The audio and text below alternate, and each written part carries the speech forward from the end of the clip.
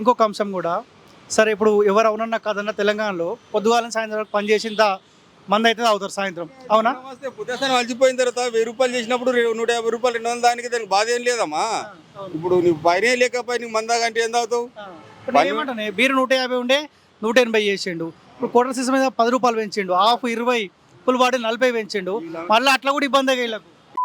వచ్చినాక అని పెంచుడే ఉంది కానీ దింపులు లేదు అని పెంచుడే ఏదైనా ఎత్తి మీనికేసుడే కానీ కింది కేసు లేదు.